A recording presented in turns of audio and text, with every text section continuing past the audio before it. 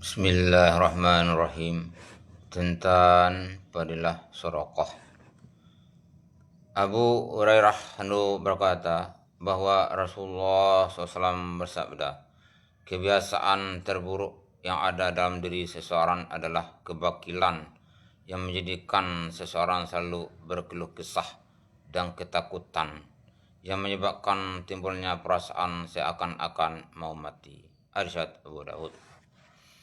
Abu Hurairah berkata bahwa Rasulullah SAW bersabda, kebiasaan terburuk yang ada dalam diri seseorang adalah kebakilan yang menjadikan seseorang selalu berkeluh kesah dan ketakutan yang menyebabkan timbulnya perasaan seakan-akan mau mati. Hadits Abu Daud. Allah SWT dalam kalam sucinya juga telah memperingatkan dua kebiasaan buruk ini. Allah SWT berfirman, sesungguhnya manusia diciptakan bersifat keluh kesah lagi kikir.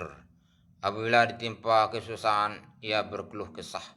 Dan apabila mendapat kebaikan, ia amat kikir. Kecuali orang-orang yang mengerjakan sholat, yaitu mereka yang dawan dalam mengerjakan sholatnya, dan orang-orang yang dalam hartanya tersedia bagian tertentu. Bagi orang miskin yang meminta dan orang yang tidak mempunyai apapun yang tidak mau meminta, dan orang-orang yang mempercayai hari pembalasan, orang yang takut terhadap azab Tuhannya, karena sungguhnya azab Tuhan mereka tidak dapat orang merasa aman dari kedatangannya, dan orang-orang yang memelihara kemaluannya kecuali terhadap istri-istri mereka atau budak-budak yang mereka miliki, maka sungguhnya mereka dalam hal ini tidak tercela. Barang siapa mencari yang dibalik itu, maka mereka itulah orang-orang yang melampaui batas dan orang-orang yang memelihara amanat-amanat yang dipikulnya dan janji-janjinya, dan orang-orang yang memberikan kesaksiannya, dan orang-orang yang memelihara sholatnya. Mereka itu kekal di surga yang dimuliakan. Quran Surat Al-Ma'arij ayat 19 sampai 35. Imran bin Husain berkata bahwa Rasulullah SAW sambil memegang ujung serbannya bersabda, wahai Imran, Allah Subhanahu wa ta'ala sangat menyukai harta yang diinfakkan di jalan Allah, dan Dia tidak menyukai harta yang disimpan. Maka belanjakanlah hartamu, berilah makan orang lain, jangan merugikan siapapun agar kerugian tidak mengejarmu. Perhatikanlah dengan sungguh-sungguh bahwa Allah Ta'ala menyukai kehati-hatian terhadap hal-hal yang subhat atau hal yang samar, yakni bila menghadapi sesuatu yang meragukan, hendaknya mengambil sikap dengan berhati-hati. Jangan asal-asalan melakukan apa saja yang diinginkan. Dan Allah Ta'ala menyukai akal yang sempurna ketika syahwat memuncak. Jangan sampai akal hilang pada waktu syahwat muncul. Dan Allah SWT menyukai kedermawanan walaupun hanya mengeluarkan beberapa biji kurma, yakni menurut kemampuannya. Jika tidak bisa memberi banyak, maka janganlah malu memberi meskipun hanya sedikit. Allah SWT juga menyukai keberanian walaupun hanya dengan membunuh ular dan kalajengking. Takut kepada sesuatu yang tidak semestinya ditakuti tidaklah disukai Allah Ta'ala. Jika di dalam hati timbul juga perasaan takut, maka jangan ditampakkan, tetapi dengan kekuatan hendaknya menolak perasaan takut itu. Di antara doa-doa Rasulullah SAW yang diriwayatkan untuk pelajaran bagi umatnya adalah berlindung dari ketakutan.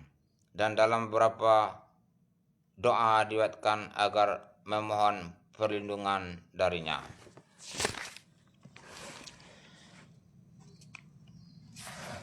Ibnu Abbas Ruhma berkata, saya mendengar Rasulullah SAW bersabda, bukanlah orang yang beriman yang ia sendiri kenyang, sedangkan tetangga di sebelahnya kelaparan.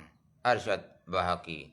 Ibnu Abbas berkata, saya mendengar Rasulullah SAW bersabda, bukanlah orang yang beriman yang ia sendiri kenyang, sedangkan tetangganya di sebelah kelaparan. Arsyad Bahaki. Orang yang mempunyai cukup makanan untuk mengenyangkan perutnya, sedangkan tetangga di sebelahnya ada yang kelaparan, sangatlah tidak patut ia berbuat seperti itu. Seharusnya ia mengurangi makanannya untuk menolong tetangganya itu. Dalam sebuah hadis, Rasulullah SAW bersabda, tidaklah beriman kepadaku orang yang menghabiskan malamnya dalam keadaan kenyang, dan ia tahu bahwa tetangga di sebelahnya kelaparan. Dan sebuah hadis yang lain, Rasulullah SAW bersabda, pada hari kiamat banyak manusia yang akan memohon kepada Allah SWT sambil memegang ujung baju tetangganya, wahai Allah, bertanyalah kepadanya, karena ia telah menutup pintunya dan ia tidak memberikan sesuatu yang lebih dari keperluannya. Disebutkan dalam sebuah hadis bahwa Rasulullah SAW bersabda, wahai manusia, bersedekahlah. Aku akan menjadi saksi atasnya pada hari kiamat. Mungkin ada di antara kalian orang yang pada malam hari masih mempunyai sesuatu yang berlebih setelah ia kenyang, sedangkan saudara sepupunya menghabiskan malamnya dalam keadaan lapar.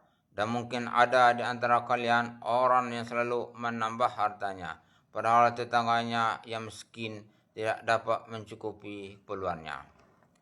Disebutkan dalam sebuah hadis yang lain bahwa Rasulullah SAW bersabda, cukup bagi seseorang untuk dianggap bakhil jika ia berkata, aku akan mengambil hakku sepenuhnya, sedikit pun tidak akan aku sisakan. Maksudnya ketika ada pembagian, ia selalu berpikir untuk mengambil haknya sepenuhnya, baik dari saudaranya atau dari tetangganya. Tanda kebakilan lainnya adalah mempertahankan barang yang tidak ada harganya, padahal jika barang itu jauh ke tangan orang lain, ia tidak akan mati kelaparan. Allah, apa yang saya baca dan kita lakukan mudah-mudahan diridhoi Allah SWT dan berkuasa untuk menyampaikan para lain. Amin.